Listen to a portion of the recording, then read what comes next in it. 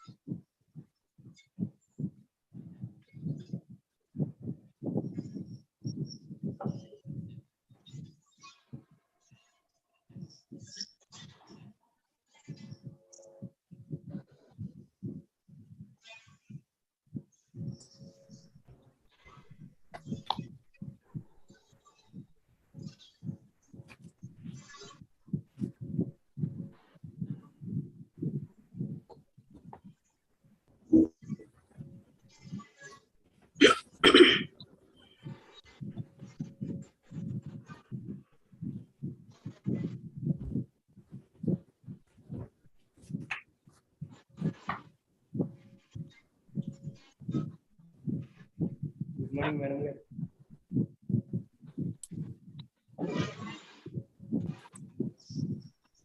అన్నయ్య గారు Good morning, madam. Good morning, sir. Good morning and welcome. Welcome, sir. Good morning, madam. And our principal madam is also there. Good morning, madam. Good morning, madam.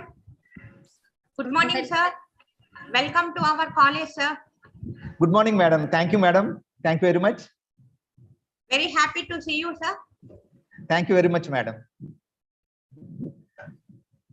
Good morning, Dr. Sachan Reddy garu. Welcome sir.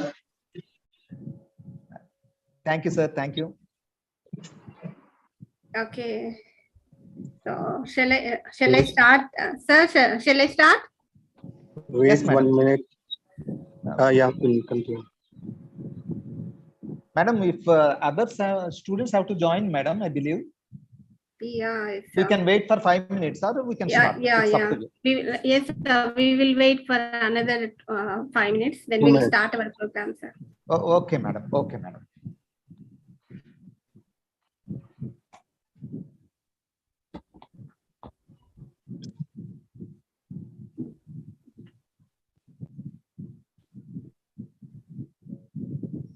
Video on చేస్తున్నారా sir? Video on లేదండి.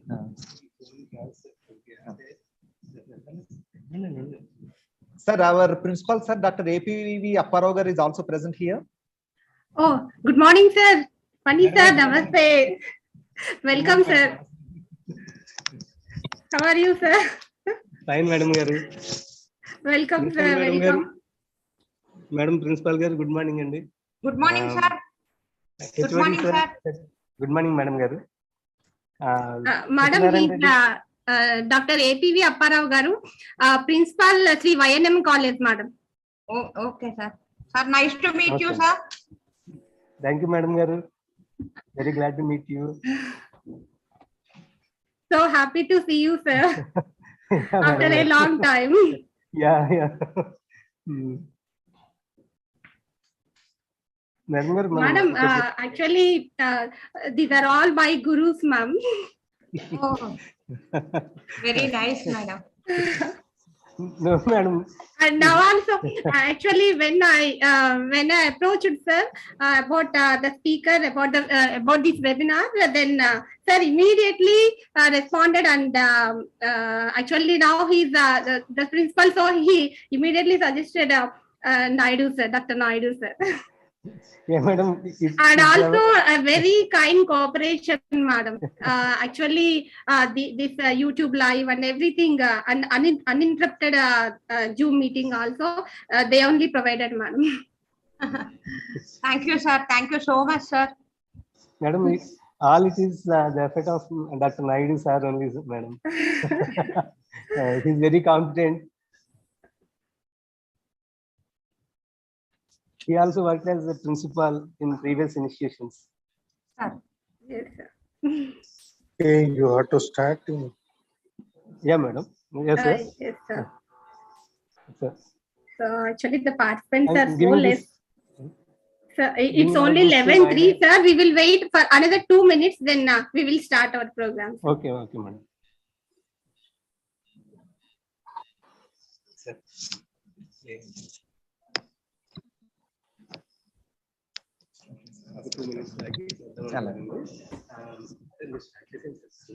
అలాగే.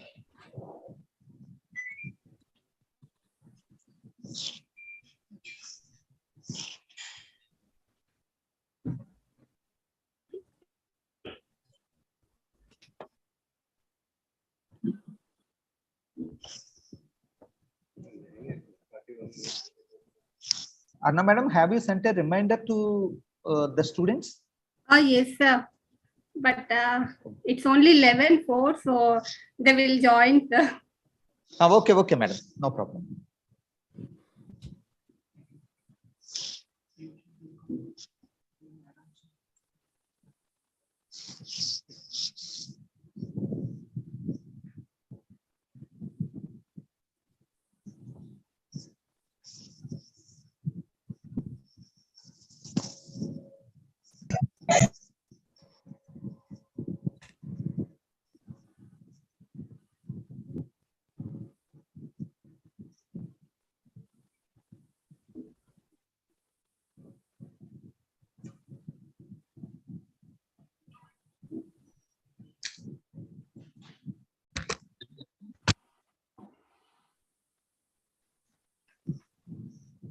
Good morning, Dr. Kishore.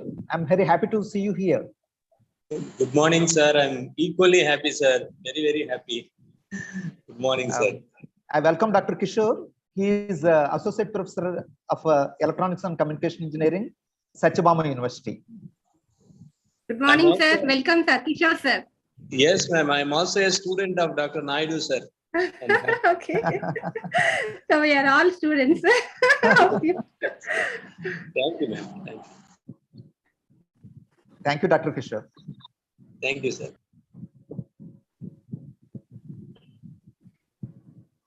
Okay, I think we can start the program Madam, now. Sir. hello. You can start the program. Oh, good morning, we- Parvatalu, sir. Welcome, sir. Good morning, Parvatalu, sir.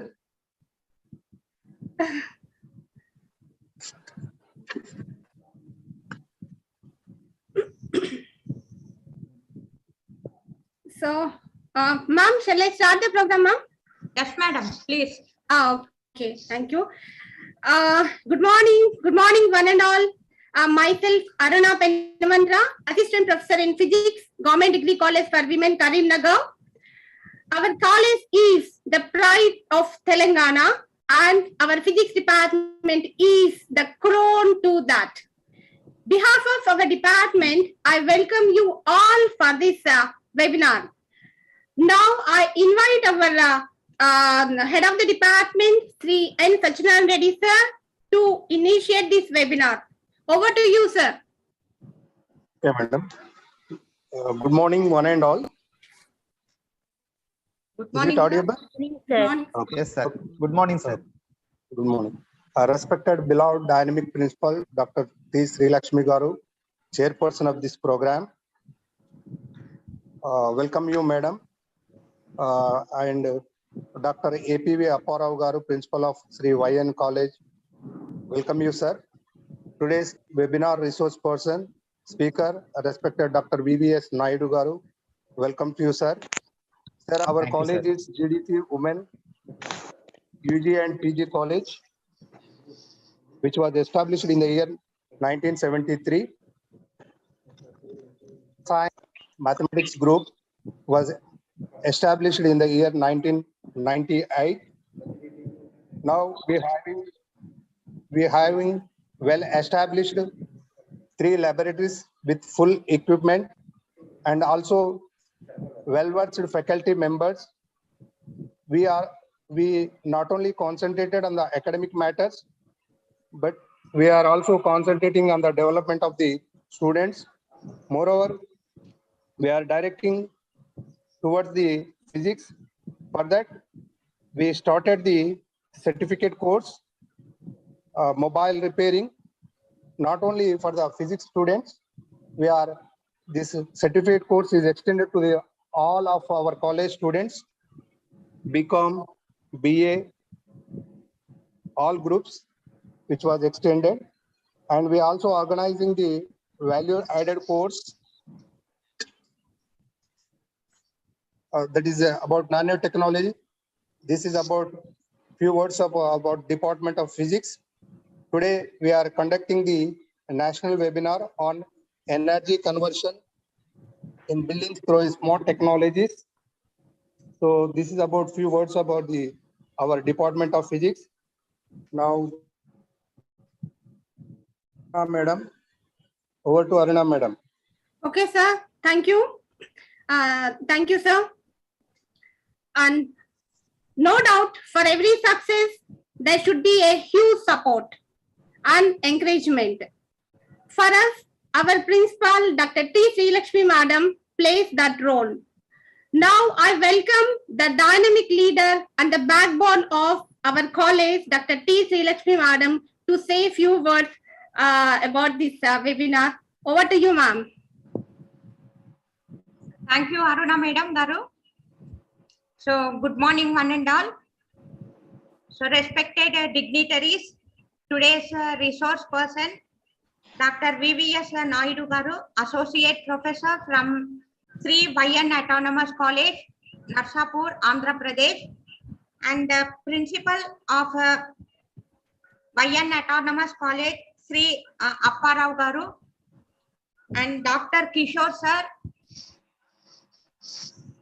in charge Department of Physics, Sri Satyanarayana Reddy Garu, and Aruna Madam Garu,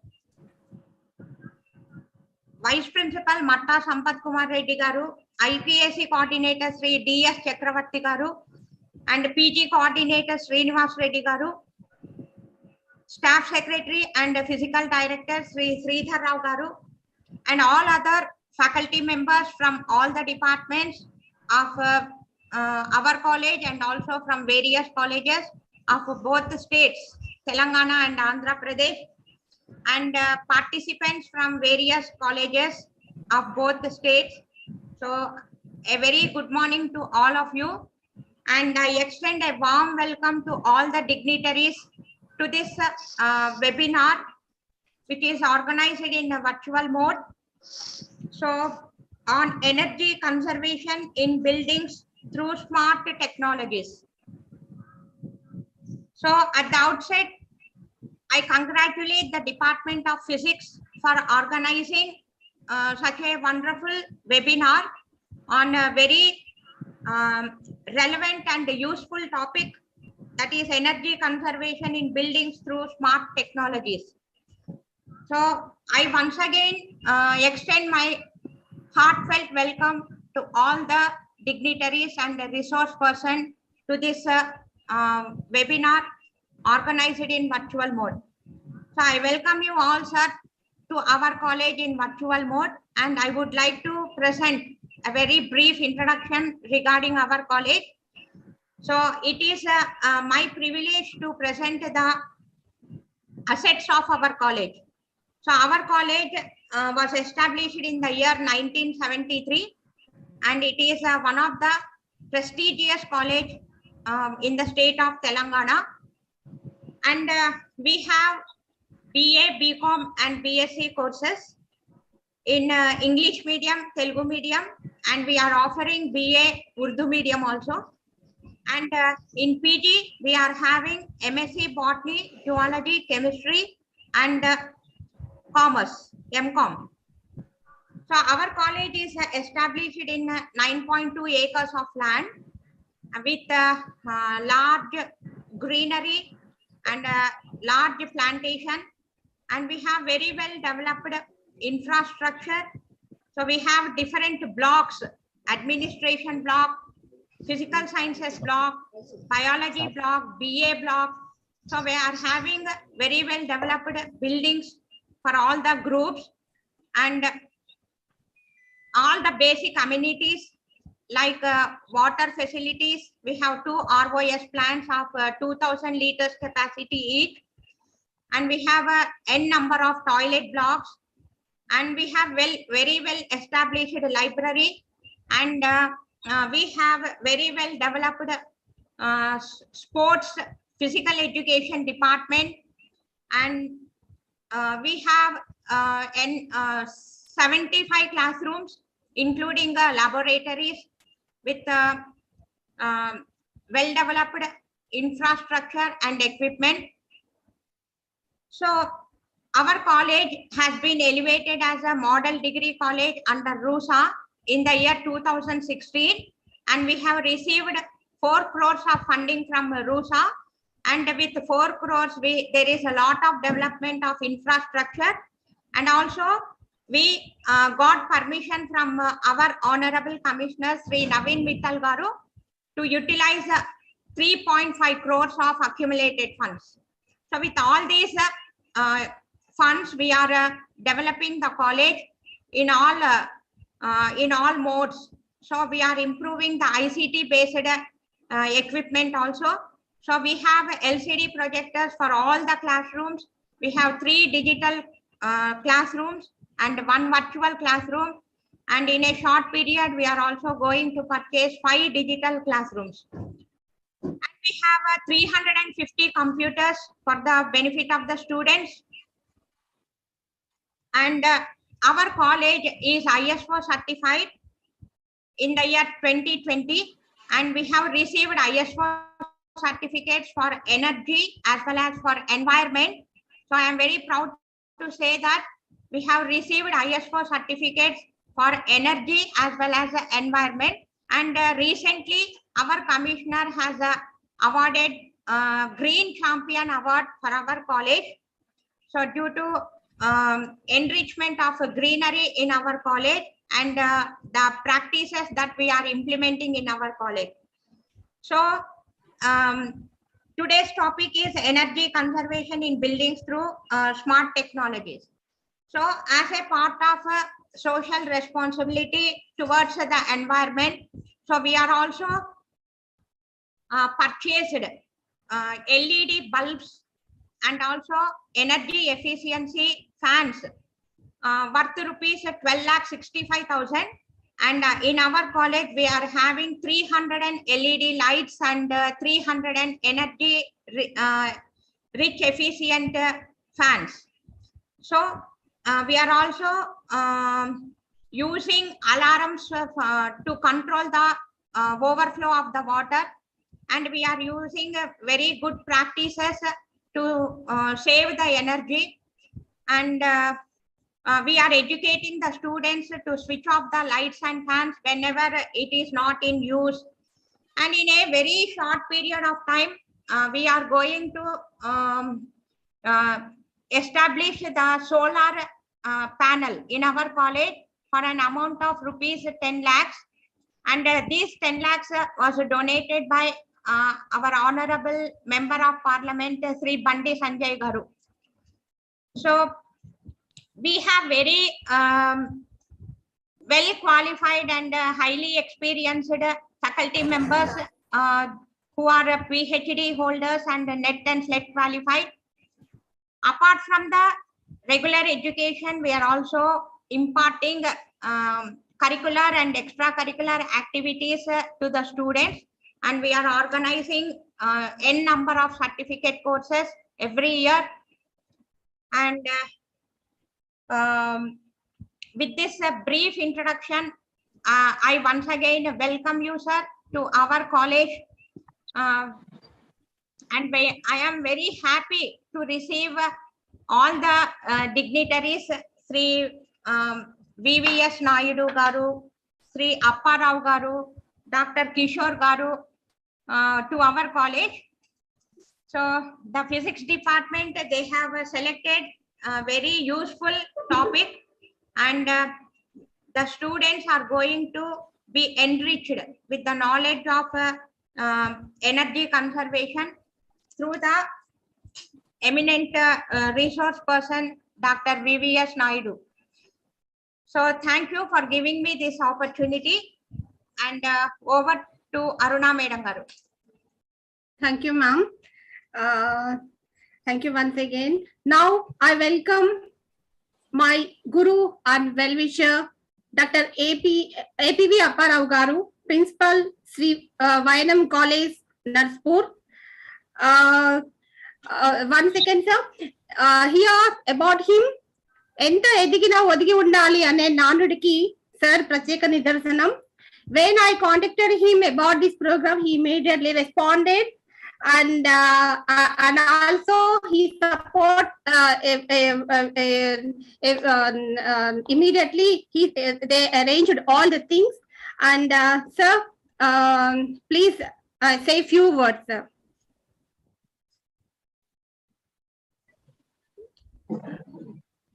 So over to you, sir.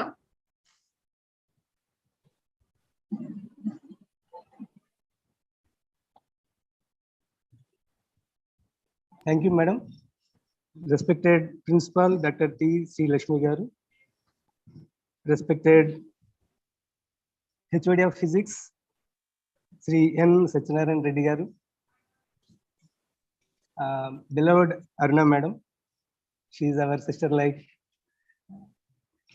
and other teaching staff members, students, and students of GDC Karimnagar and students of Sri YN College.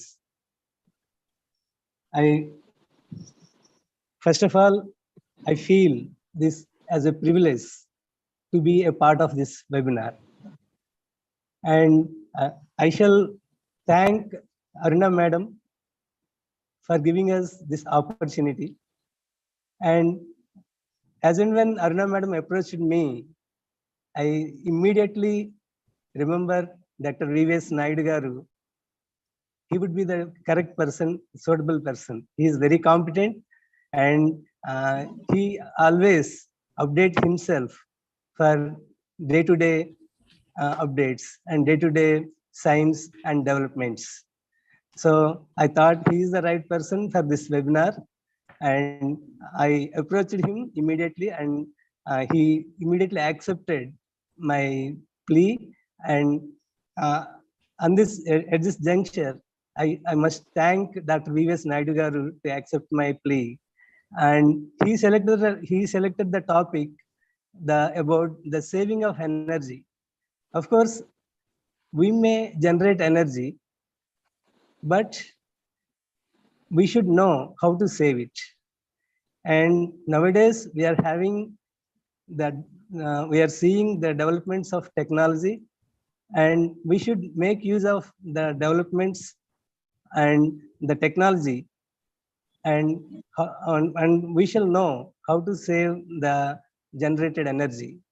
So this would be the right I think this would be the right topic as far as Aruna Madam is asked me.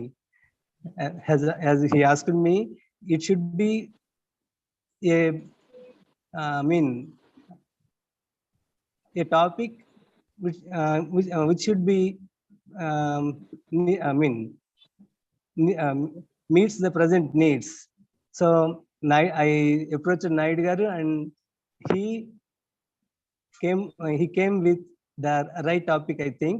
And I thank the organizers for giving me this opportunity, and I wish all the organizers and participants a best of luck.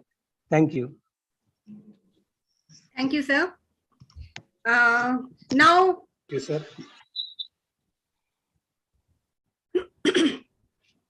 it's time to come to introduce our speaker. Now I welcome our resource person, Dr. V.V.S. Naidu, sir. It gives an immense pleasure to introduce Dr. V.V.S. Naidu, sir. It's a great coincidence that our Karimnagar is on the banks of Godavari River, and Naidu, sir, and the YN College is also belongs to the Narspur, and Naidu, sir, also belongs to the Narspur, which is also on the banks of Godavari River. Dr. Naidu, sir, is working as Associate Professor in Sri Vayanam College, Nagpur, West Godavari district, Andhra Pradesh. His education qualifications, he acquired his master's degree in electronics from Nagarjuna University and PGDCM and P from AP Productivity Council. And he acquired his MPhil and doctorate degree PhD from Andhra University. And he has more than 30 years of teaching experience and 25 years of administrative experience in different capacities in undergraduate, postgraduate, and engineering colleges. He is a member in Institute of Electronics and Telecommunication Engineers, IETE. He presented his papers in various national and international conferences. He has 6 national and 7 international publications. He organized a good number of seminars, fests, workshops, and webinars. He developed Tic-Tac-Toe game, that is 8086 microprocessor in assembly language. He is expert in microprocessor and microcontroller programming. He delivered talks on All India Radio Vijayawada on consumer awareness also. Now he is going to present a talk on energy conservation in buildings through smart technologies. Once again, I welcome you, sir, from behalf of our department and our college. We are all eagerly waiting for your talk. Over to you, sir. Thank you, madam. Thank you for your nice words. Thank you, sir.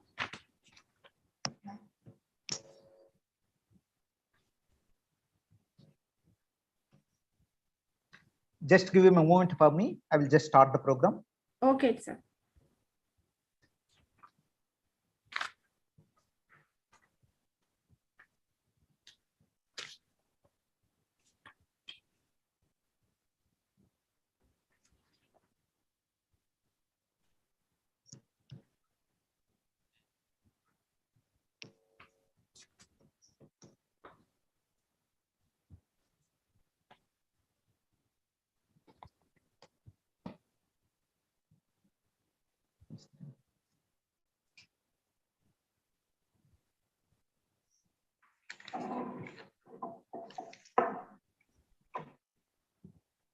Respected Dr. T. Sri Lakshmi Garu, Principal of a prestigious Government Degree College for Women, Karimnagar. Respected Dr. N. Sachinarayan Reddy Garu, HOD of Physics. And beloved coordinator of this program, Srimati Aruna Garu, Assistant Professor of Physics, Government Degree College for Women. Respected Principal of our college of Sri Vayan College, Narsapur, Dr. APV Apparao Garu. And respected In-charge Director of PG courses of Sri Vayan College, Dr. R. Pardasarthi Garu. Learned friends, colleagues, and my dear student friends. Good morning to you all. I'm very happy to listen from Dr. T. Sri Lakshmi Madam. After listening to her, I have come to know that your college is a green champion. It's very relevant to the present topic. And I am very happy to know that you are using several energy conservation methods in our college. You have adopted and you have been doing such things in our college. Very happy to note that, madam. Now, the topic for today's webinar is energy conservation in buildings through smart technologies. Okay, let me start the program. Here, in this topics, it's already 11:30. I'm going to cover these subtopics like energy crisis, energy consumption by buildings, energy efficient buildings, role of electronics or technology in making buildings more energy efficient, and the last topic here is the biomimicry. Energy crisis. After industry revolution in the 18th century, we have got, so many opportunities. This industry revolution has created good number of jobs. It has given comfort to our life. It has increased the standard of living. It has increased the quality of life. And we are able to live in a comfortable way due to the advent of industrial revolution, which started in 18th century. Of course, if we look at the other side of the coin, it is somewhat scary. We have pollution. We don't have that much landfill capacity. And we are producing so many toxic waste. Global warming. And we are facing resource scarcity. And ozone layer is getting depleted. And deforestation. All these are the other side of the coin. So, energy crisis.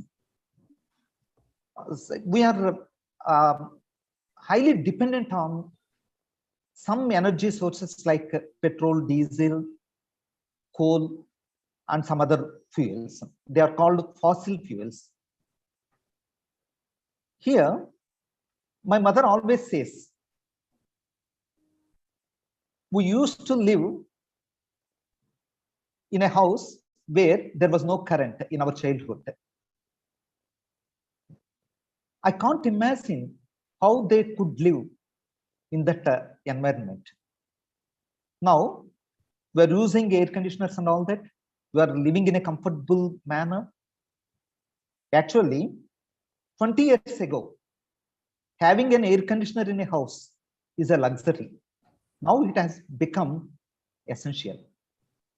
So, if we go on depending on the fossil fuels, then you will definitely will have to face something like energy crisis.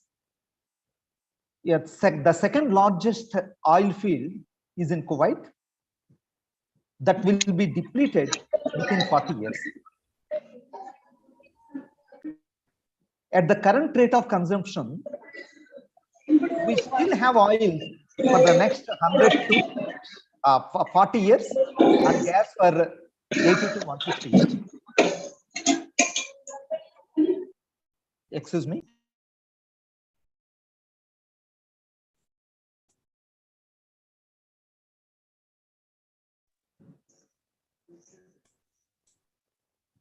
Okay. If we observe the energy generation in India, let us see the current generation, the current gross generation, and the expected generation. We mostly depend on the thermal energy. We use coal. 75% of the energy produced is by coal or coal products.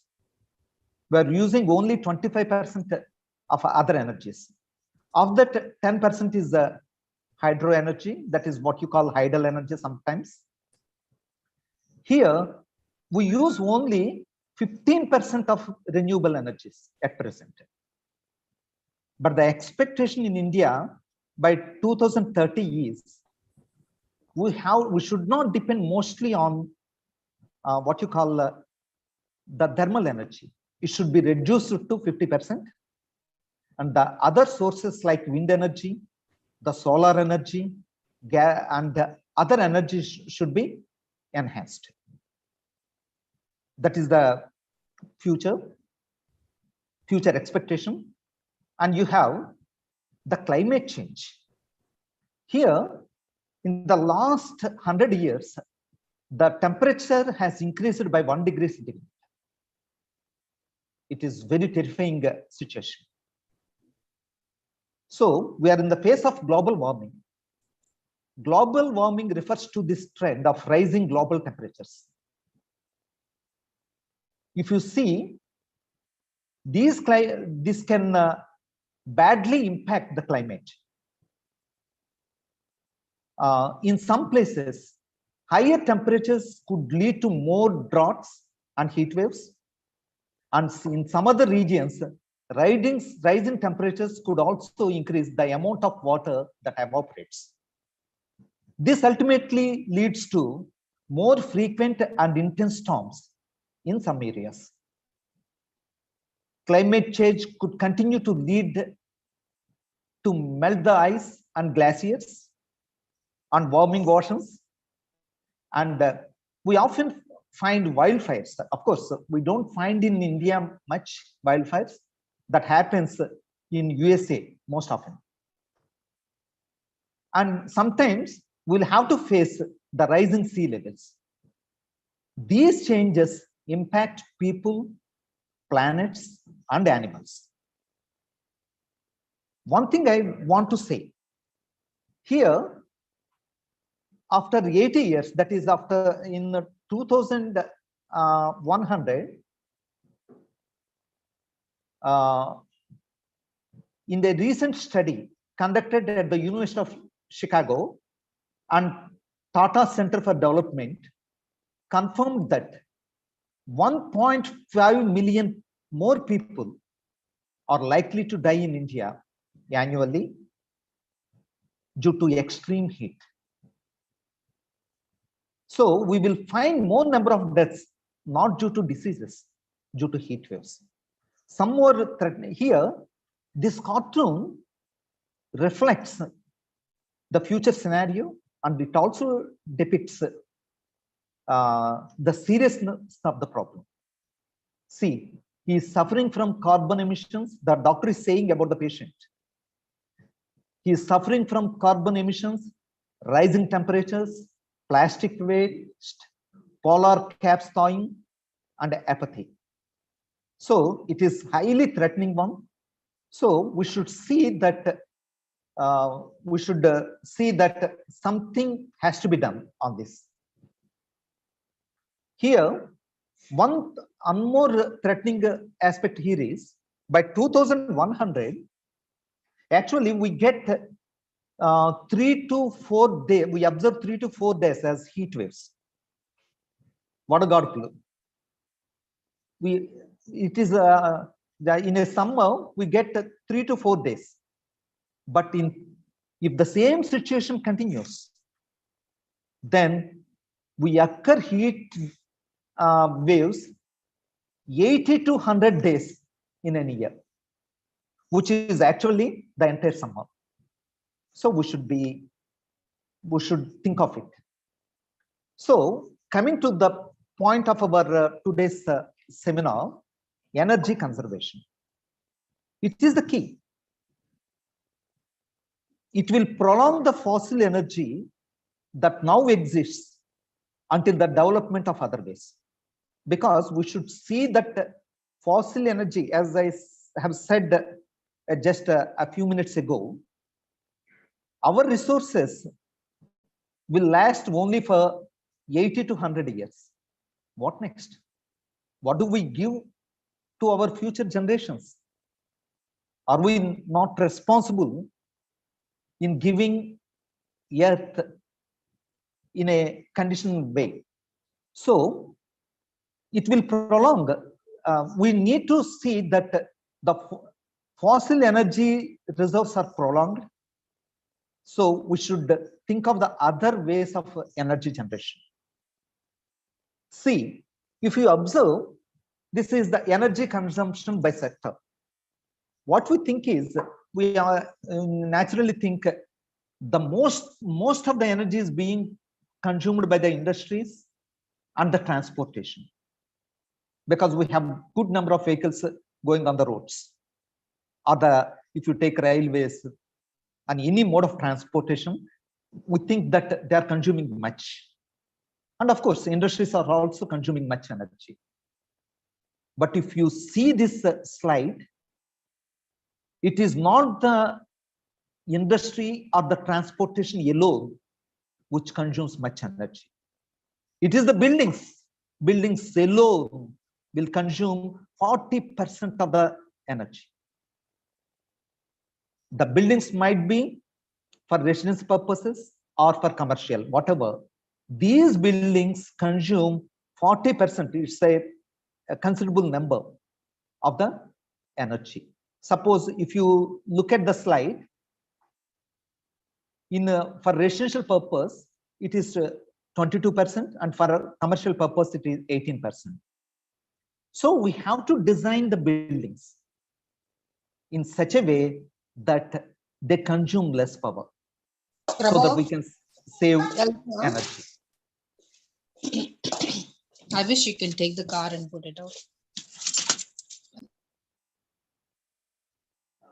Here, if you categorize the power consumed by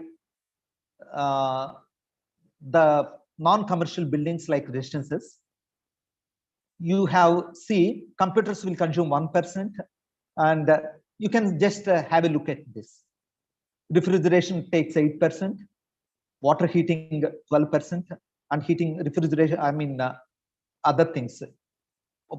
Here, suppose if you take a commercial, then for ventilation it is 6%, for office equipment is 6%. Lights consume 11% in domestic buildings and 26% in commercial buildings. So we should see that the consumption is less in case of buildings. If we conserve in buildings, we can do a lot. The next slide. Here, if you observe the energy scenario in commercial space in India, of course, that was written for the year 2010. So the built-up area was 34% in 2010. Even in 2020, it does not exceed 45%, 40 to 45%.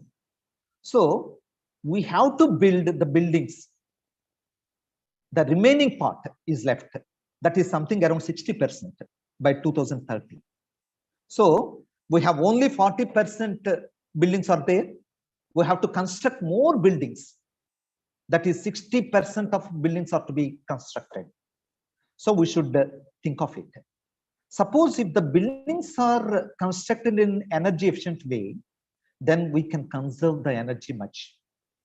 You see, here, in 2010, the commercial energy demand was 500 MTOE. That is, MTOE is a unit that is million tons of oil equivalent. Suppose if 1 million tons of oil is burnt, then we have 1 unit of MTOE. So that is the commercial unit for measuring the energy, MTOE. So in 2010, the demand was only 500 MTOE. Suppose if you observe the demand in 2030, that is 2,100 million tons of oil equivalent. See, a huge demand. It has been raised by 4 times in 20 years. Because now every house, we don't find any house without a TV nowadays. But in future, no house is found without an air conditioner. So there will be huge demand in future for energy. So you have to search for methods. See, different aspects in buildings which impact energy consumption. One is the envelope. Envelope means the structure of the building with the walls, windows and all that, the roof and all that. The lighting that is being used in a building, and renewables. Are we using renewable energy sources in the building? And the controls. Several controls. In smart buildings, we make use of several controls. And plug loads. Plug loads are nothing but wherever we use a plug, that becomes a plug load. For mixies, for refrigerators, for air conditioner, for so many things we use plugs, right? They are the plug loads. And the other thing that affects energy in a building is HVAC. HVAC stands for heating, ventilation and air conditioning. Heating, ventilation and air conditioning.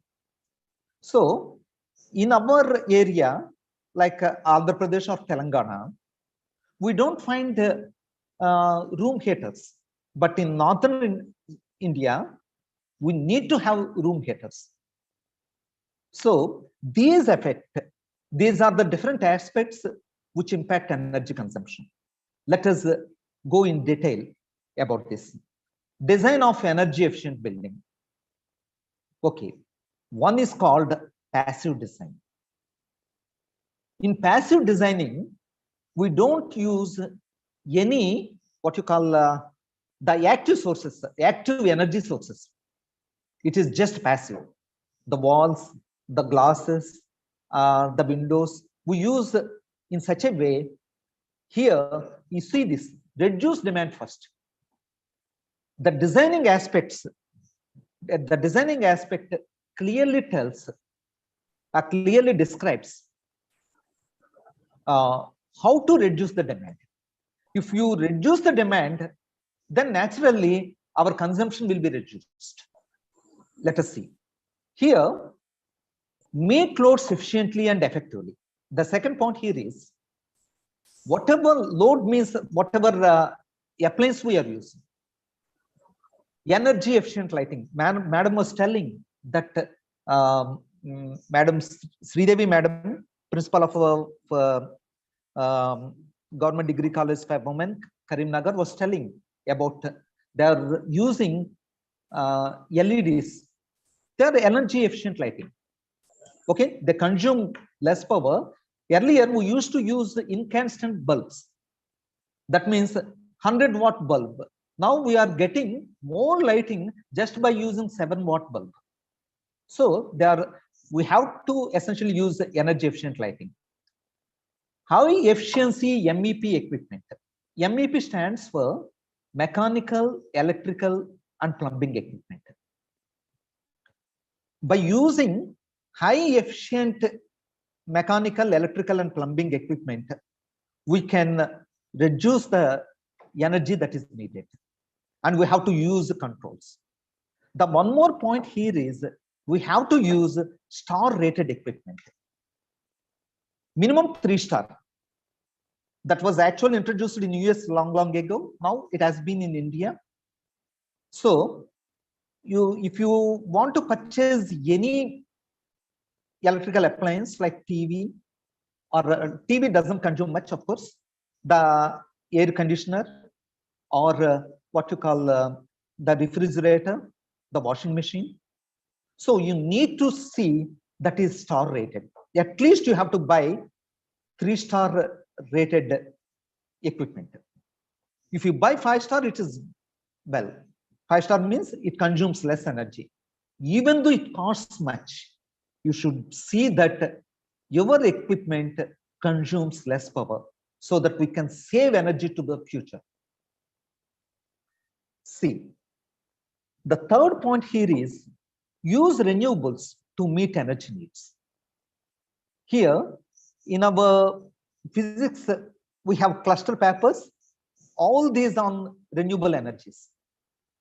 Doing the above steps before will result in the need for much smaller renewable energy system, making carbon neutrality achievable. Okay, these fossil fuels we were earlier discussing about. These fossil fuels means coal, petrol, diesel and all. They emit carbon. This is harmful to the nature as well as it harms the human beings, and of course the environment. So passive design. Passive design starts with climate. Okay, let me tell you, a rupee earned is a rupee saved. There is a saying, a famous saying, a rupee earned is a rupee saved. If we convert it into energy, 1 unit of an energy saved, 1 unit of energy saved is equivalent to 1 unit of energy produced. No, it is much more than that. 1 unit of energy saved is equivalent to 3 units of energy that is being produced, that is being generated. The reason for this is, whatever, suppose if 3 units of energy is generated at a generating station, when it comes to a consumer, it comes to our house, then there will be so many losses. There are transmission losses, production losses. So we will get only 34% of the energy that is being generated at the generating station. So if you could, I will just repeat it again. 1 unit of energy saved is equivalent to 3 units of energy produced.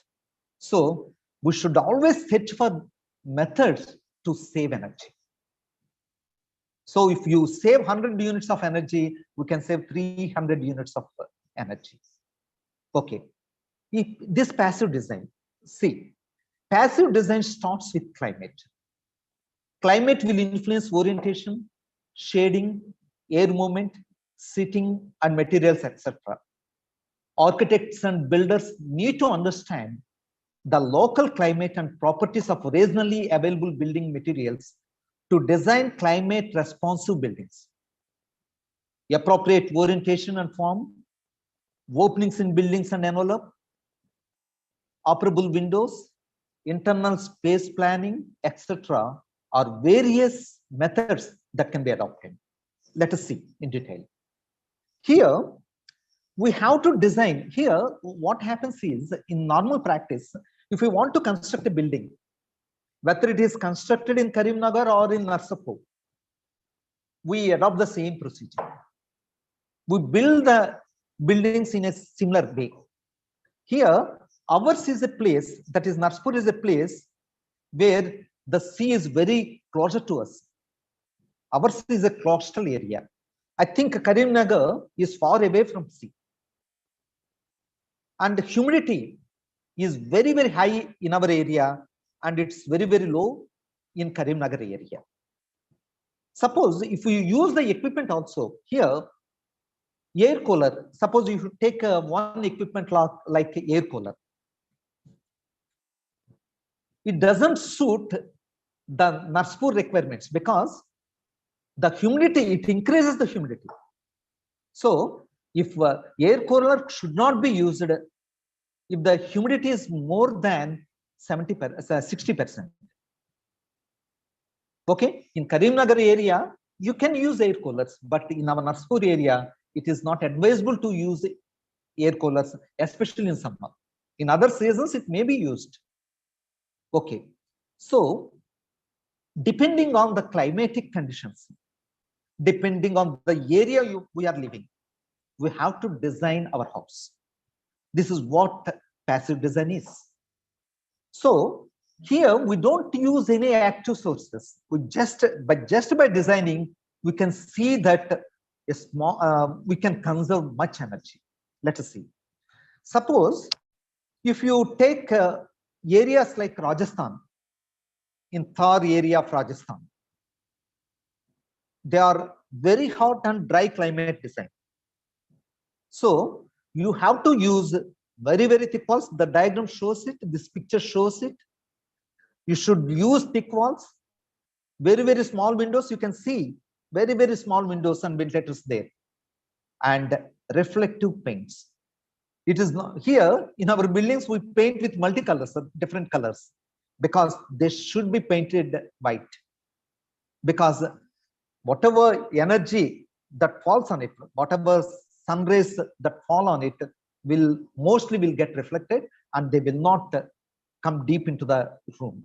So thick walls means they absorb most of the heat energy, and in the room you will not find that much heat. This is how the design should be. This is what the passive designing is. The next one is, if you take a cold climate, in cold climate, you should use glasses. Instead of brick walls, you have to use mostly the glasses. The reason for this is, glass used to trap heat in the form of long wave radiation. Just I will explain. Suppose here in daytime, even in cold areas, there will be some heat. The sun rays come. When they fall and they enter through the glass rays, it consists of all the possible wavelengths, and they enter the room, and some wavelengths get absorbed, and longer wavelength, that is infrared rays, will not get absorbed, and they will not escape from the glass window, glass walls, because this restricts, this does not allow the infrared rays to pass through. So it is trapped. The light enters into the room and it gets absorbed in the room, and the remaining heat is, the remaining heat stays in the room. It doesn't go out. Okay, that is how we plan. So we don't need to use the room heat as much. The energy that is being trapped as a room heater. This is what passive designing is.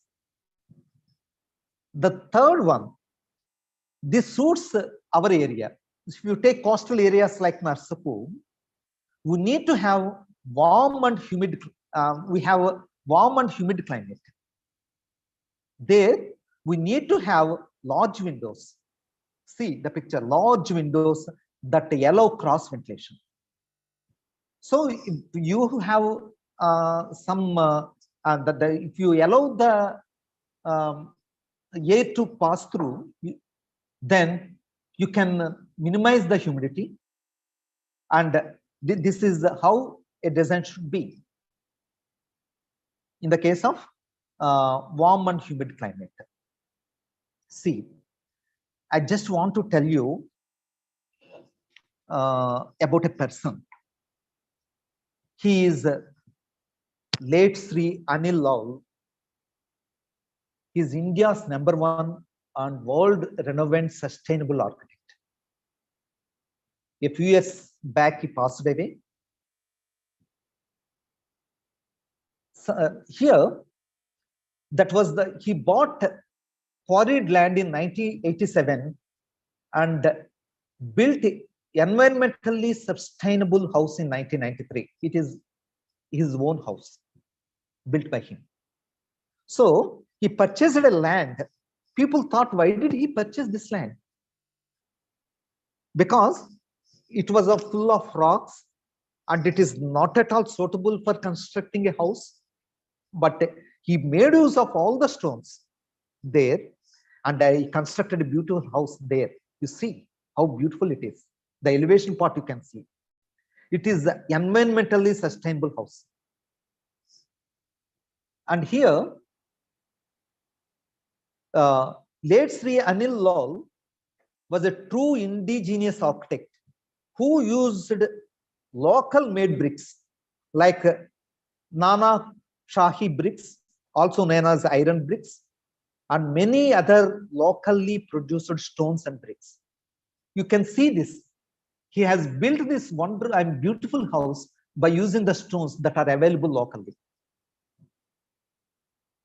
And if you see the interiors, even some furniture like edge sofas and beds are of stone. you can see that they're made of stone.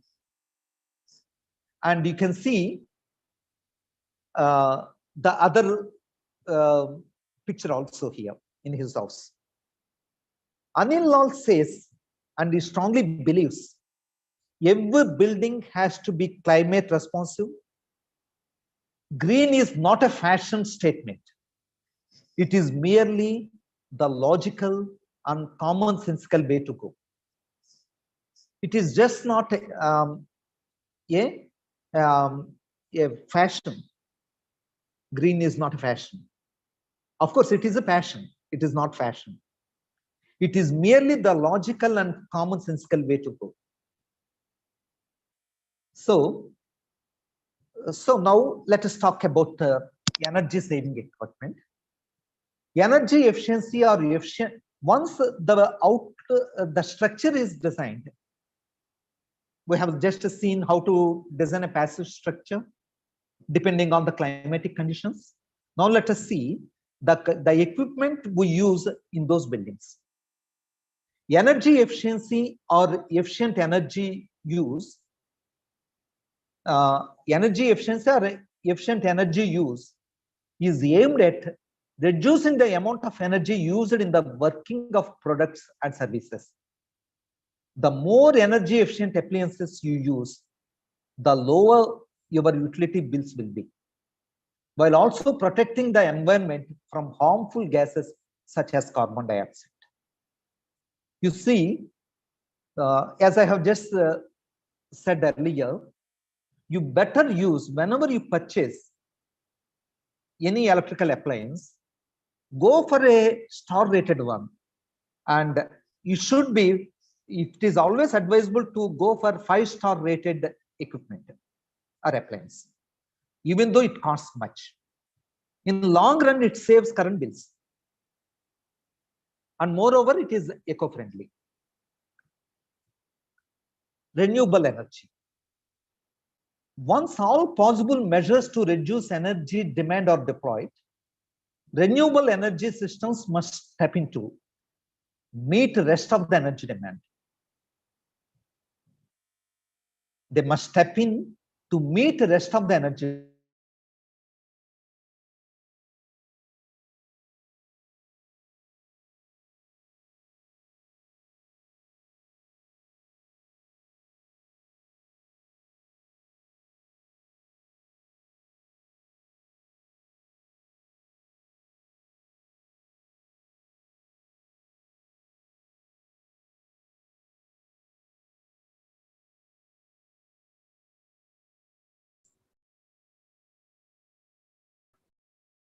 Excuse me, sir. Sir, you are not audible, sir.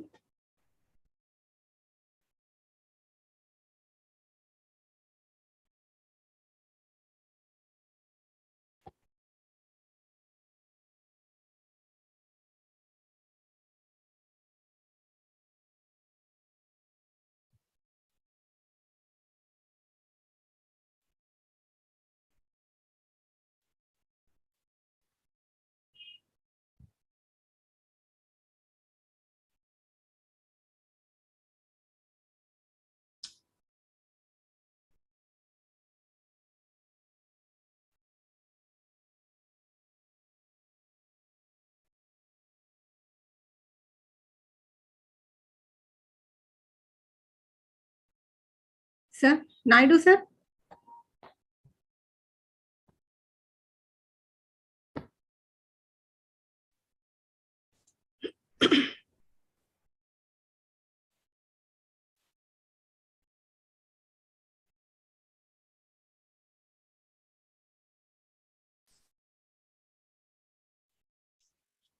Madam మరి screen sharing ఆగిందండి. Okay. Okay. Just ఒక 1 or 2 minutes మళ్ళీ మామూలు అయిపోతుందండి. Okay. Any problem, madam? లేదు madam, just Okay. Just a minute, madam. అంటే Okay, sir. Net problem వచ్చింది. Net problem వచ్చింది. We will get it corrected. Oh, okay, sir. Okay.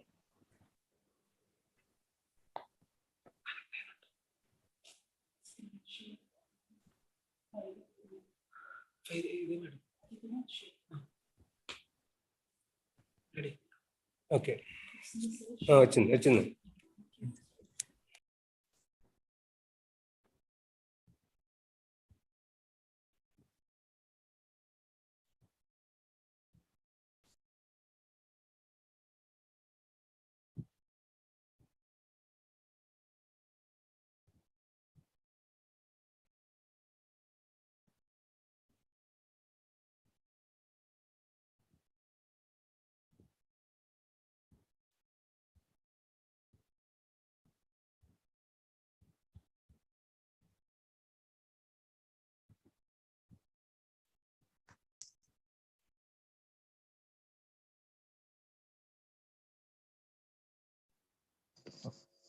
Can you hear me, madam?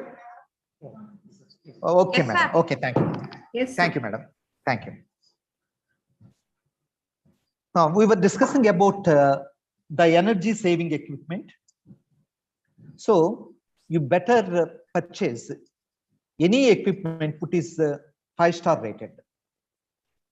So, we were talking about renewable energy, meeting energy needs through renewable energy sources. We can use solar energy, wind energy, hydroelectric energy, biomass, geothermal, or tidal or ocean energy. Here, I'm presenting this topic from our college. I'm sitting in a building called Dutch building. It's our administrative building.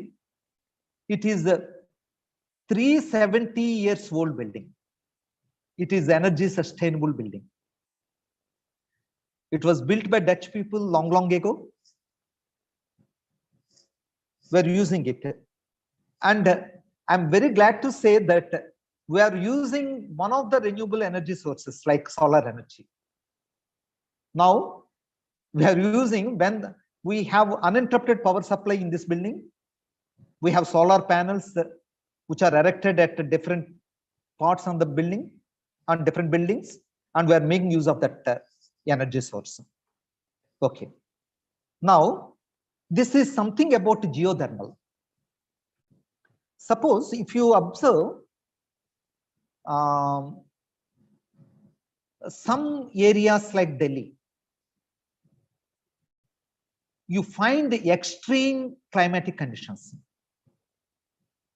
In summer, the temperature goes up to 40 degrees centigrade, and winter it goes minus. So very low temperatures, and it finds very low temperatures and very high temperatures. Then this geothermal energy can be utilized there. You see, if you take the surface of the earth, on the surface, we find the seasonal changes. Suppose in one season, in some areas like Rajasthan even, in daytime, the temperatures are very high. In the night time, the temperatures are very low. So extreme variations in temperatures. If you go some deep into the earth, just 20 feet or some 50 feet, then the temperature remains the same in all seasons, in all days. You will find neutral temperature at the bottom, not at the deep bottom, at just 20 feet to 50 feet of, from the surface of the earth. This diagram shows this. So they make use of the pipelines there. So the water is constantly circulated there by making use of some motors and all that. Water is constant. It is seen that water is constantly circulated, and here you can see that suppose if you are in summer, but the temperature below 20 feet or 50 feet, you will have some cold temperature. So what happens here? This water, when it gets circulated, brings the cold water from the bottom of the earth to the room. In the winter, you will have the cold temperature on the surface or in the rooms. When you use this technique, then what happens is by circulating the water, you can get the warm water because it always maintains the same temperature, irrespective of the seasons. So you will get warm water so that you will not feel that much cold. Okay, this is one of the interesting concepts, zero energy buildings. What is zero energy building? Does it mean it doesn't consume any energy? No, it consumes energy, but buildings that through renewable means produce as much energy as they consume when accounted for annually, because the building itself has energy sources like solar energy or some wind energy. That may be wind energy sources may be implemented in hill areas. Okay, whatever. So this consumes whatever energy you want. I mean, it produces whatever energy you want. So ultimately, it is called a zero energy building because you don't need to depend on external sources, external energy sources. The building itself generates energy. Use of technology in buildings. Technology is changing how we design and construct buildings. Smart buildings are the new era in the field of construction throughout the world. It is environment friendly. It is cost effective. It has many social benefits. If you see the picture here, you have all the measures, security measures, lighting, lifts, everything. HVAC, that is heating, ventilation, and air conditioning. Everything will be there. You see, this is the smart building. The definition goes like somewhat like this. A smart building is one that uses technology to enable efficient and economical use of resources while creating a safe and comfortable environment for occupants. So let us discuss something about these smart buildings. So we often come across two types of buildings nowadays: green buildings and smart buildings. Are they one and the same? No. They are somewhat different.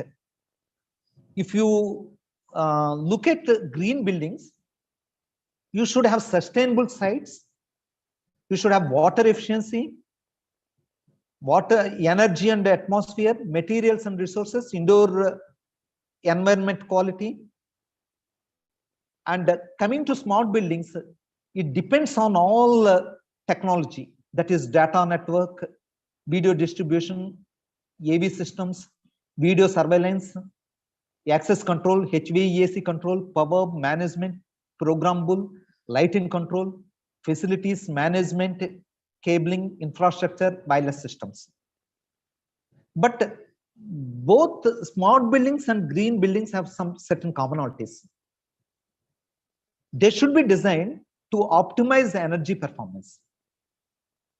Initial commissioning measurements and verification, CO2 monitoring. I will explain in detail about CO2 monitoring, carbon dioxide monitoring, controllability of systems, permanent monitoring systems, innovation in design. There are certain common things in smart buildings and green buildings. Nowadays, we have well buildings also. We can call them as wellness buildings. Well buildings or wellness buildings. They concentrate more on your health. These buildings. So it is out of the scope of this seminar. Now, creation of a smart building. Making a smart building or making a building smart begins by linking core systems such as lighting, power, meters, water meters, pumps, heating, fire alarms, and chiller plants with sensors and control systems. In smart buildings, we need to have several sensors and control systems. At a more advanced stage, even elevators, access systems, and shading can become part of the system. Okay, we will see in detail now. Many new buildings have smart technology and are connected and responsive to a smart power grid. So, suppose if it produces its own energy by using solar panels or some wind energy or geothermal energy, then it can supply the excess energy to the grid, or if demand is there, then it can get some energy from the grid. So this is what a smart power grid is. You see, smart envelope.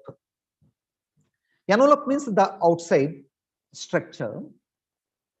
If you see, we have 4 different diagrams here. In summer, you should have solar tracking. So that depending on the direction of the sun, these devices will turn according to the sun, and they see that no heat energy enters inside. So it gives some shading and daylight view, because I just want to give you some awareness about the smart building. I don't want to go deep into the technicalities. So in winter, you see solar heat gains and daylighting. So it allows the solar light to enter, so that you will feel some warmness. And here, one more point here in figure C, you can see, suppose if we have some reflectors here, it makes use of these envelopes, use some reflectors.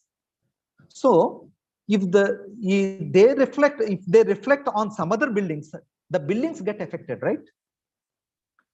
So we should see that reflection goes into the sky.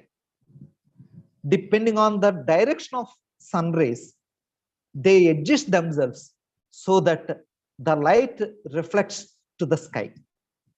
In summer, it doesn't harm the other buildings, or it doesn't heat the other buildings. Okay, these are some smart envelopes. You can see the smart buildings, not in India. Switchable glass on-off mode. Smart glass that turns transparent glass to opaque at the click of a button. Suppose you can see in the first figure, you can see here, it is very highly transparent. In the first figure, it is highly transparent. You can see whatever is there inside. Suppose if some conference is going on, if you don't want others to look into, then you can just by switching a button or by making use of sensors, you can make it opaque, just like that. In the second figure, you can see that. Switchable glass on-off mode can be used in smart buildings. And electrochromic glazing. See, electrochromic glazing means photochromic glasses. We, in colloquial language, we use them as photo sunglasses. Photo gray, photo brown glasses, photo gray glasses, photo sunglasses. So when we go outside, then initially they are highly transparent, and when we go outside, they become dark. The same, that is photochromic glasses. So we use the same principle here. Considered to be the most suitable chromogenic technology for energy control in buildings. You see, the roof is made of glass, a electrochromogenic glass. Here, when it is in the evening or in the night, then it becomes highly transparent. So you can have some moonlight dinner there, or in the evening you don't have much heat energy. Suppose what happens is it automatically becomes, in the daytime, it automatically becomes like this. So no heat energy comes in.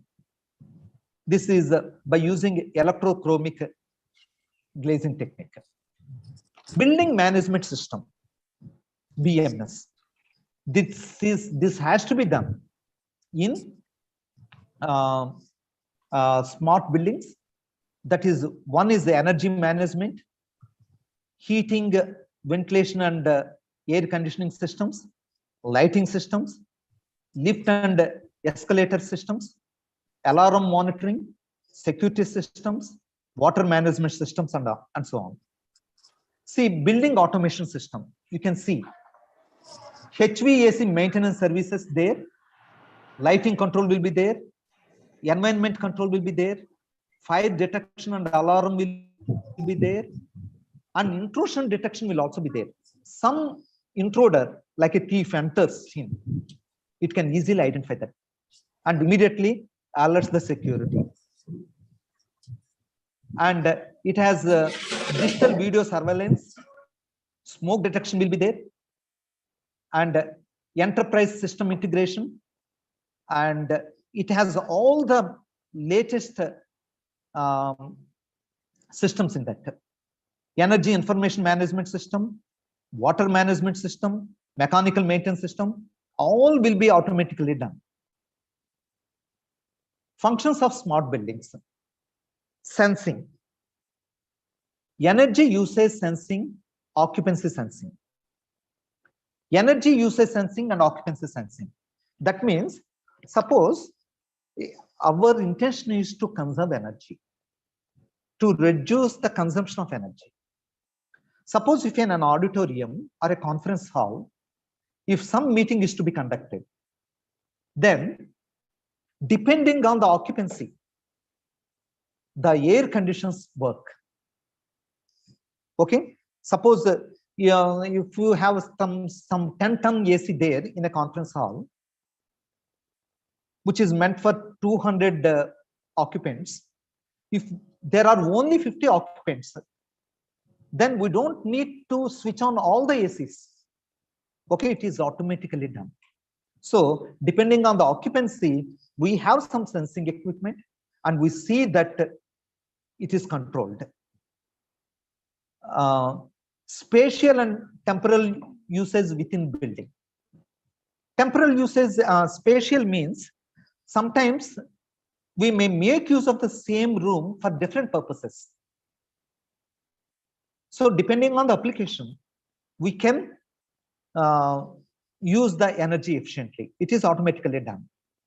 And temporal usage, depending on the time, sometimes the demand will be more, and sometimes the demand will be less. So depending on the situation, we have to control various electric appliances like ACs and lights, fans, and all that. So what all it needs is monitoring and analytics. By using data analytics, we can control. We have several patterns there. By using control analytics, we can control all these. Control and feedback should also be there. Feedback here, sensing technologies. What you can measure, you can conserve. If you want to conserve something, you should be able to measure it. So you should have meter building level, meter at building level, floor level, room level, based sensors. So by using those sensors and meters, you can calculate how much energy that is being used and you can control it. HVAC systems. So heating, ventilation, and air conditioning systems, we have to estimate the amount of cooling required in spaces. We'll have temperature sensors and CO2 sensors, airflow sensors, water sensors can be used for, suppose we need to use water, we need to water the plants. Suppose in the On the same day, if the rain, it is raining, then you need to use the water. So it senses if water is required, then only it is switched on. Otherwise, it doesn't switch on. Gas sensors. Suppose if some gas leakage occurs somewhere in the building, it predicts it. And occupancy sensors. Suppose if there is no occupancy in the auditorium at the back side, then we don't need to turn off the lights. They are automatically turned off. Motion, ultrasound, infrared, swipe card video, and several security measures will also be there. And we use IoT, Internet of Things. IoT is nothing but every device has an IP address. They communicate internally. They're called smart devices.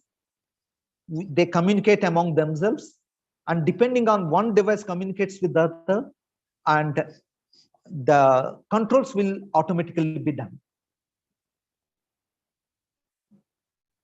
You have a smart building. It is the Edge, Deloitte, Amsterdam. Of course, we don't have that much technology in India nowadays, but it's in USA, Amsterdam. Employees do not have assigned desks or parking spaces at the edge.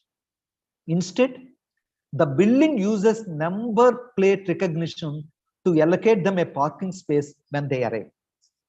It's very interesting because in this particular building, some floor, there will be some floors for parking, different floors.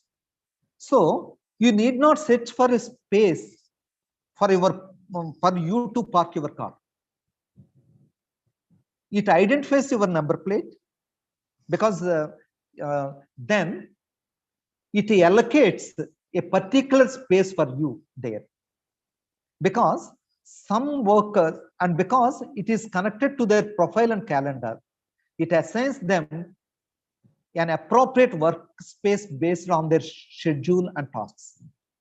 Suppose some people work in nights and some people have to work for a longer period. Some stays only for a short period. It depends. So depending on that, the particular space is allocated, parking space is allocated. This is flexibility runs through the veins of the edges architecture. The building reacts to members as they move around it, adjusting the microclimate to their preferences. Suppose one person, after working some time, if he wants to go outside to have some coffee, then it automatically adjusts the climate there, outside climate. It is all because of this smart building. Now, the last topic of this webinar is biomimicry. You know what mimicry is? Mimicry is a person who does mimicry, imitate persons or sounds produced by objects or animals or birds. So we imitate. Mimicry means imitating something. So here we design such things by imitating the nature. This is what is called biomimicry. As our demand for energy increases, so much the innovative and life-friendly ways we access and use it. How does nature make energy? For the billions of species that have existed on planet Earth, humans are the only ones who have placed such a premium on unsustainable and non-local sources of energy.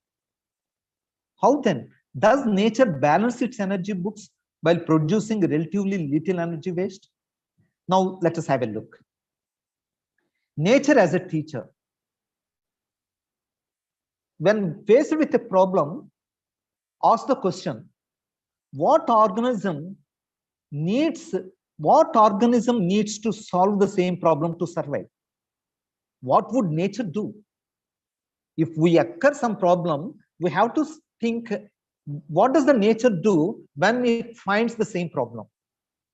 Then nature is the ultimate designer, developing processes that over time continue to produce effective and timeless design solutions.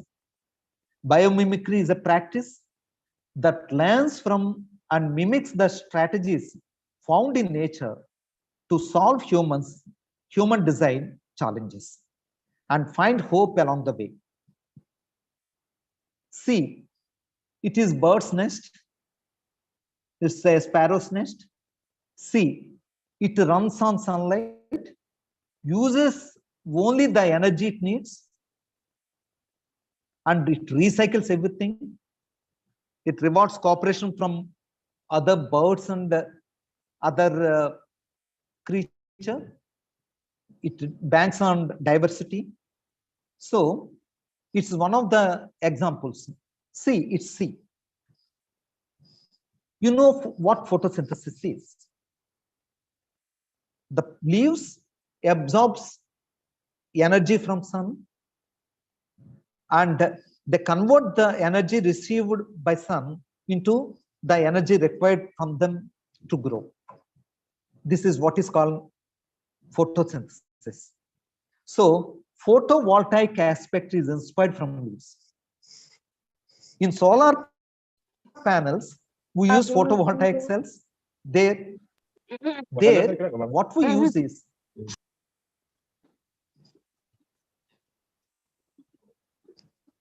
we can make use of all these things here. Nature through photosynthesis enables plants to convert the sun's energy into a form that they and other living things can make use of. So this is designed from nature. By using photosynthesis concept, they have designed solar panels. They use photovoltaic cells there. It converts heat energy or thermal energy or sun energy, light energy into what you call light energy into electric energy. Sun tracking from sunflower. You know what's the sunflower moves along with the direction of the sun. If the sun moves from east to west, the sunflower also moves from east to west. So that is the design used in sun tracking solar panels. Actually, we erect solar panels in a fixed direction. In most of the buildings, they don't move. But we don't make use of the sun energy efficiently, because in the morning time, the sun is towards east, and the solar panels, if they are directed towards east, they can absorb much energy. In the midday, if they are horizontal, they can absorb more energy. If they are directed towards west in the evening, they can absorb sun energy efficiently. So we have sun tracking solar panels. Depending on the direction of the sun, they move. They are always directed towards the sun. This is derived from sunflower. The sun tracker can track the location of the sun, greatly boosting power generation potential. We can boost the power generation potential. In normal solar panels, which are erected at a flat, then the efficiency is less. In order to increase the efficiency, we have to have what you call the sun tracking solar panels. This is derived from sunflower. And you can see road studs. You can see in the night, you can find it appears as if some lights are placed on the roads. Okay, road studs are not visible in the day, but reflect the car headlights in the night and in fog. They're derived from cat eyes. If you see, when light falls on cat eyes, then it gets reflected and you can see the fluorescence there. It appears as if some two lights are there. Now you have design inspired by nature. This is one aspect. And Mercedes-Benz has designed one car by deriving this feature from a fish like this. This is called bionic concept car.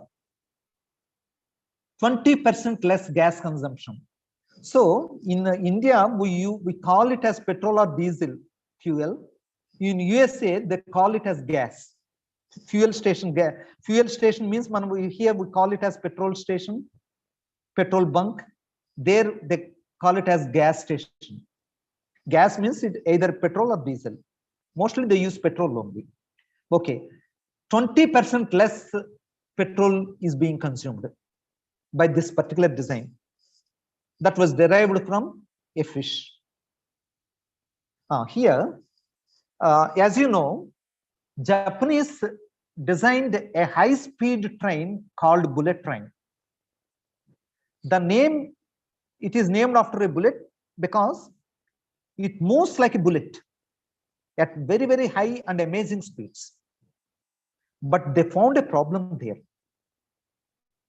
When it enters the tunnel, when it comes out of a tunnel, it makes a horrible sound, a very, very, unpleasant sound.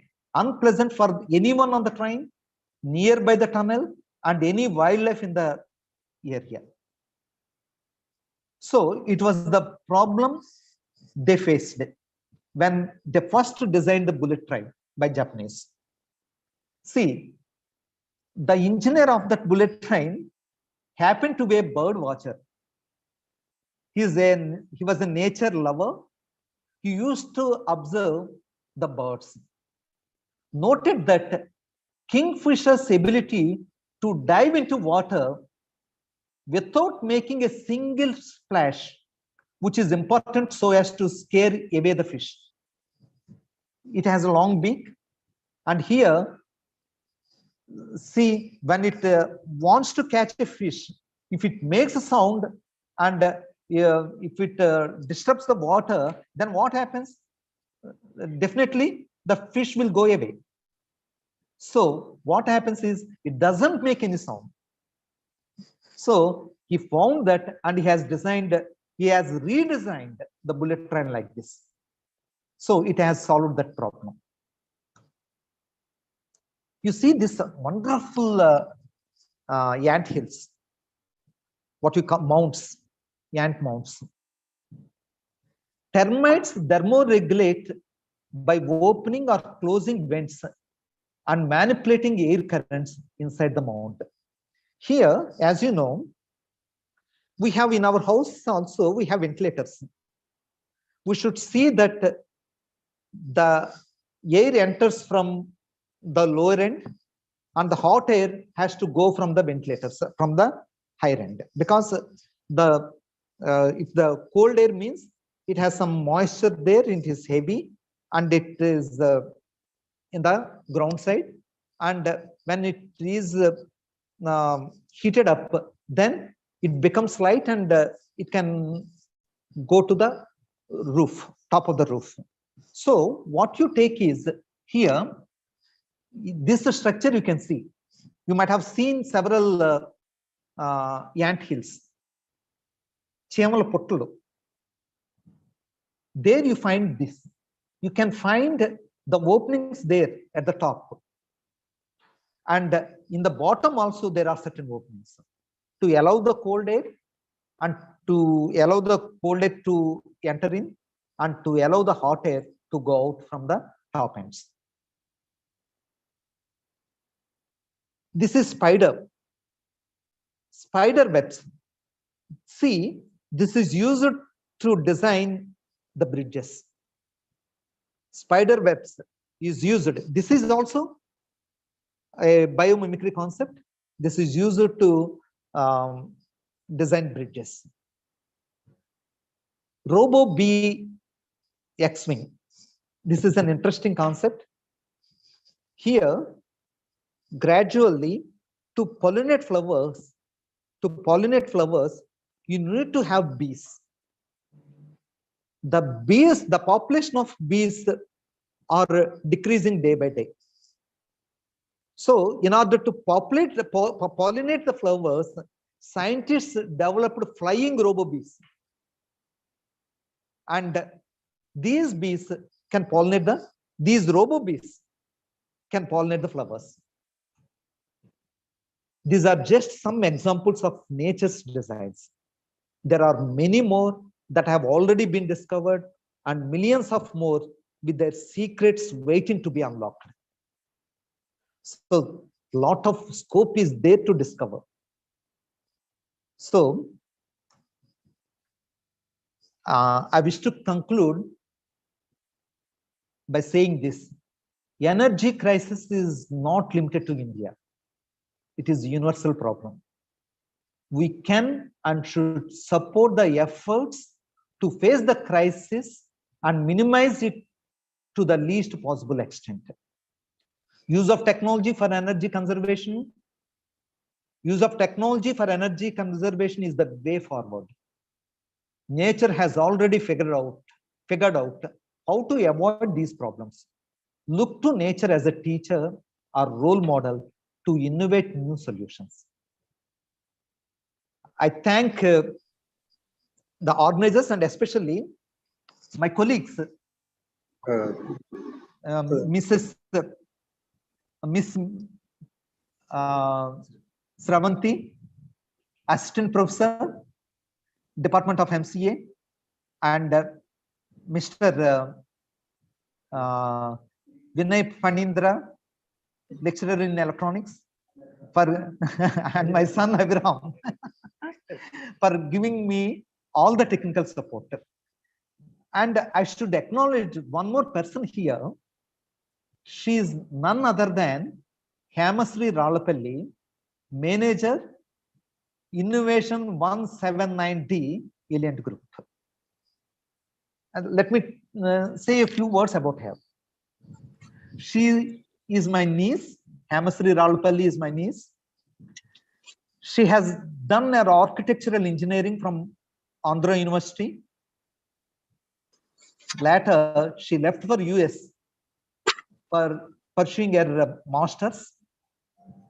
And she happens to be the student of, she has got a golden opportunity to work under the great sustainable architect, Mr. late Anil Lal.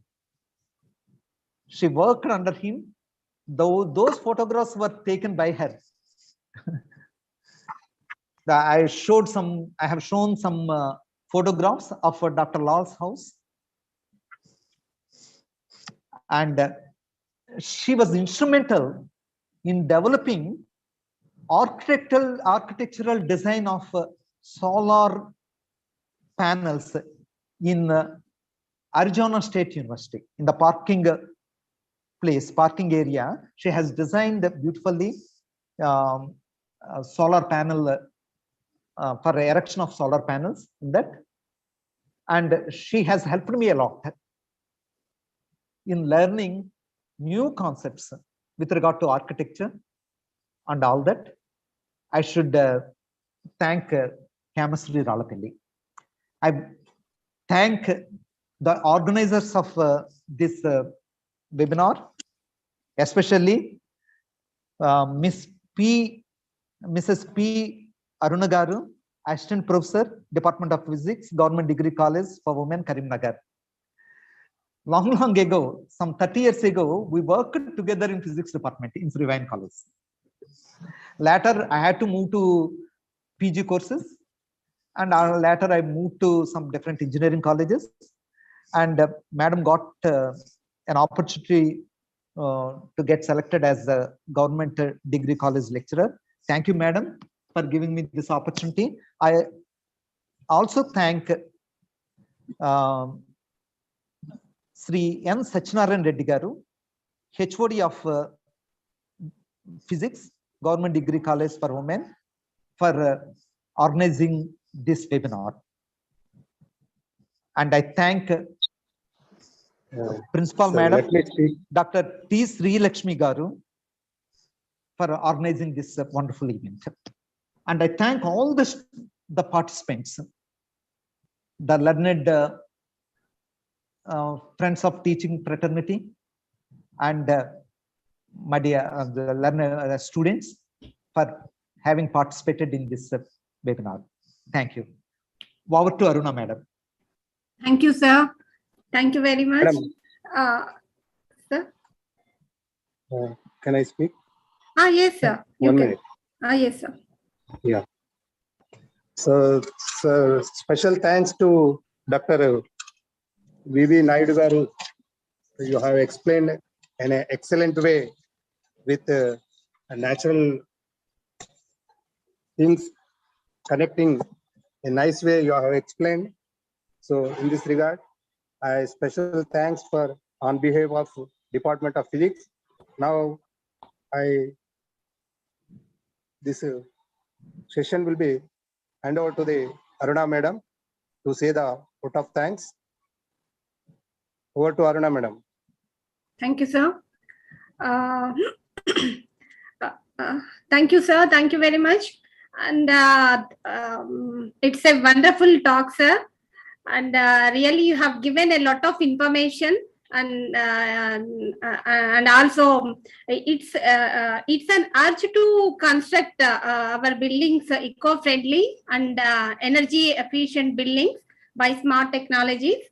And there is a need to create an awareness to the people also. And also, sir, I would like to add a thing that this technique, the technique of cultivation of circulation of water in the water is used in our Golconda fort also, sir, long back, which is constructed. Now I invite the audience, if you have any queries, please. Yes, madam. Please, participants. Please unmute Phanindra. You can unmute them so that they can unmute themselves. And you can share you can your allow them views also.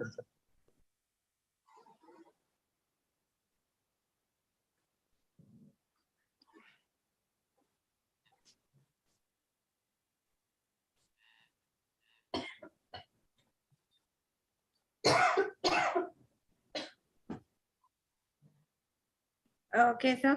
I think really, which is a very good topic, sir, and which is essential now nowadays. And now it's good afternoon all. It's an honor to me to propose vote of thanks on behalf of our physics department, Government Degree College for Women. We are very much thankful to you, sir. And your speech was so thoughtful, which is the thought-provoking, sir. It is really make us think. Thank you so much for such a wonderful speech, sir. And a heartfelt thanks to our beloved principal madam for encouraging us in every step, and thanks to our colleague friends, teaching and non-teaching faculty, and thanks to all the participants from these two states, and also the students of Government Degree College, Karimnagar, and also the Sri YNM College, Narspur. And your participation made this event successful. And thanks of gratitude to Dr. APV Aparav Garu, Principal, Sri YNM College. And a special thanks to Mrs. Ravanti Madam and Vinay Phanindra, and also Abhiram, and also Hemashri Ralapalli Madam. And I think we have, sir, can you provide any her number, or if we interact her with us, it is great privilege to us, sir. And also, dear participants, please fill the feedback form. You will get the e-certificate also. And once again, thank you very much, sir. Thank you, madam. I will definitely provide her number. Okay, Hemashri Ralapalli. She worked as scientist in IIIT for some time. Okay. And she worked in Getam University also for some Okay. time. And now she is a manager in Alliant Group. Okay, sir. Thank you. She's working a lot on smart technologies and environmentally eco-friendly buildings. Yes, sir. Yes. Nowadays, this is an urge to construct our buildings eco-friendly, sir. Yes, yes, madam. And her, I think her views and her support is also essential. Really, Yes, madam. thank you, sir, to introduce her. Thank you very much, sir. And thanks to all the participants to participate this webinar. Thank you, madam. Thank you, sir. We had a very wonderful awareness program regarding energy conservation and how to use energy efficient methods to protect our environment and also to save the energy. Okay.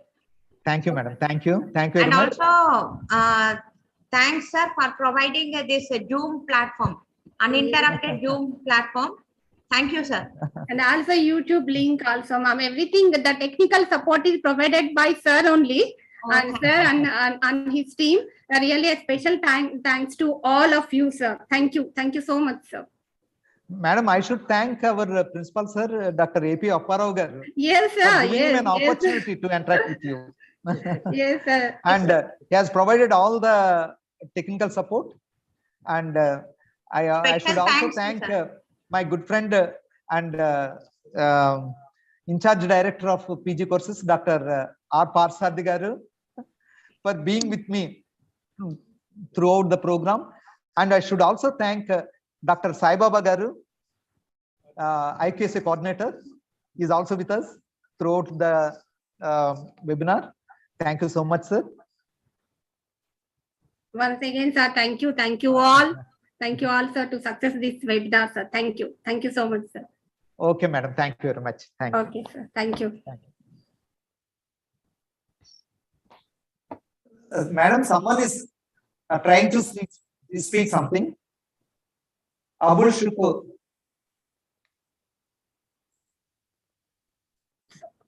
Sir.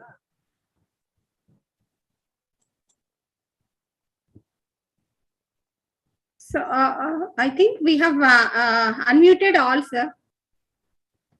Okay, okay.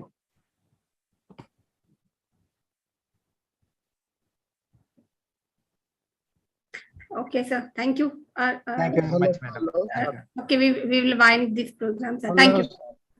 Thank you. Hello. Naidu, sir. Hello. Sir. Please carry on, sir. Just this is general question, sir. Sir, please, sir. This is Chandrasekhar, assistant professor of biochemistry from the same college. Okay, sir. Just a small query, sir. Sir, you have explained very well about regarding this eco-friendly buildings, okay, energy conservation. But is it possible to have financially afford this kind of buildings? Yes, sir. Yes, sir. It's cost effective, even, sir. It is cost effective because several buildings have been built. How much it costs for middle class people? It doesn't cost much, sir. I don't have much knowledge on these architectural aspects, but it doesn't cost much. It costs as if the ordinary building costs. Okay. Even it is less than the ordinary buildings we are building. Okay. Thank you, sir. But we have to adopt the technology, sir. But normally we don't go for a new technology. Whenever a new technology comes in, we are afraid of adopting it. We don't go for it, but it's always better to adopt the new technologies. Okay. Yes, sir. And, Thank you. Sir, I add something, sir. So actually, yes, this technology, I heard about this. That is in the construction of buildings, if we use the local, that is the local soil And the salts, you already told in your speech that the stones which are there, which are available locally, if we construct yes. the buildings, construct the houses with the local mud or the soil, then definitely the cost is also so less, and also it is environment friendly, sir. Yes, sir. Yes, madam. That is true.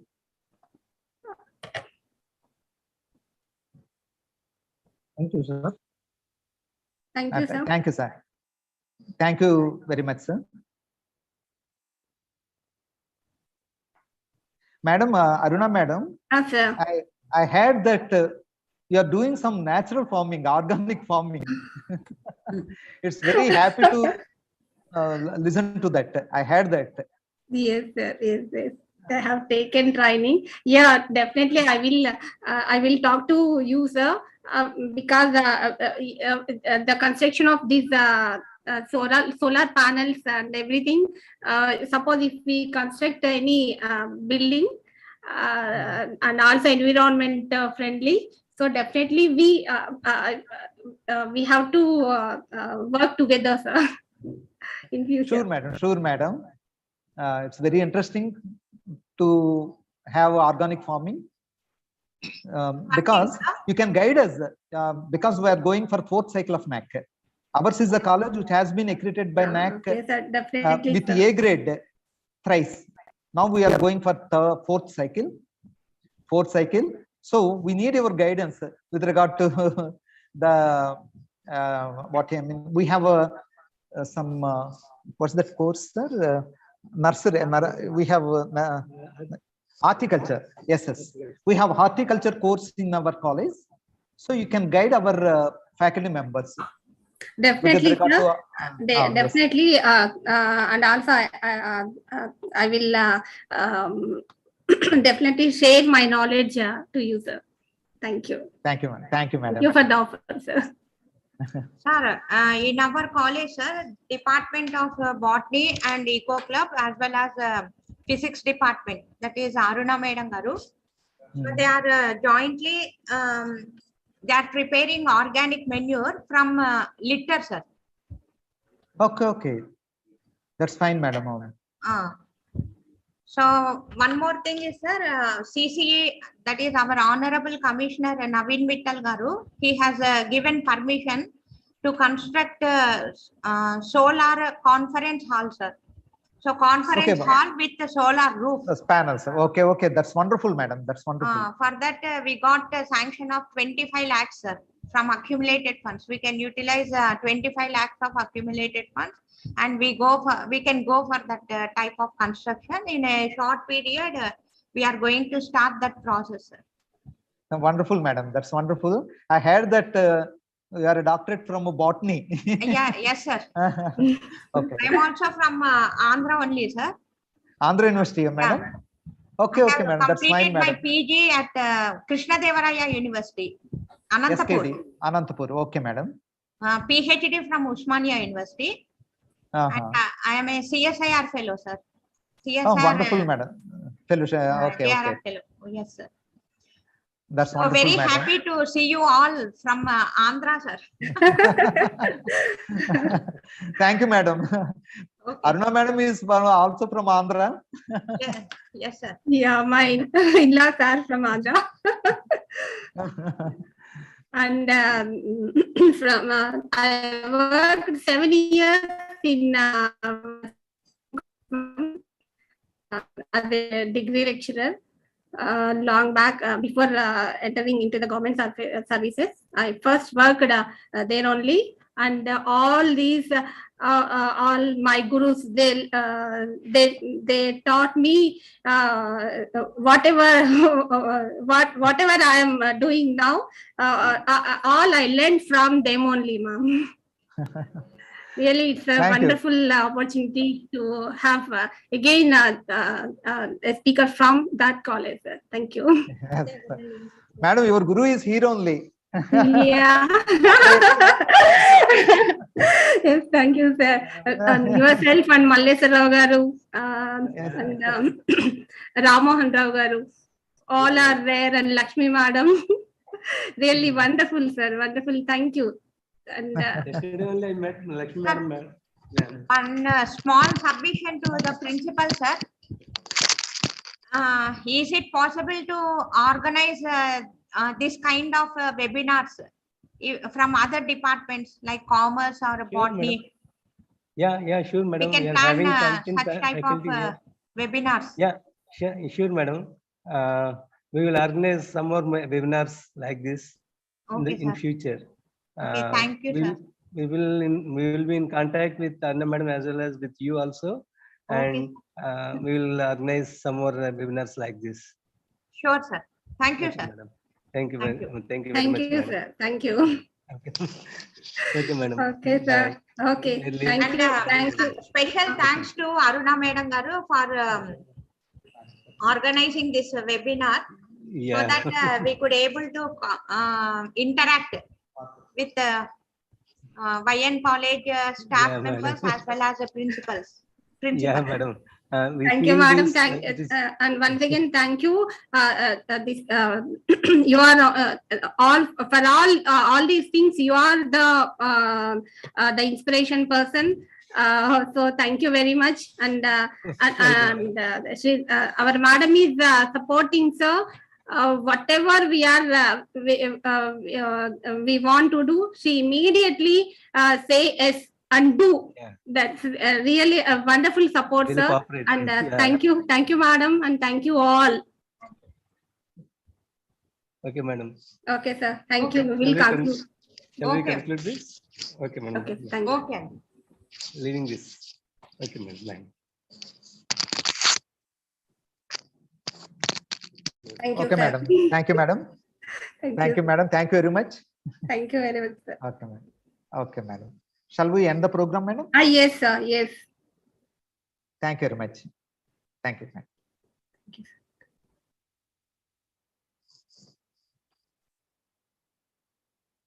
Well, sir. Congratulations. బాగా చేశారు. ఏదో నేను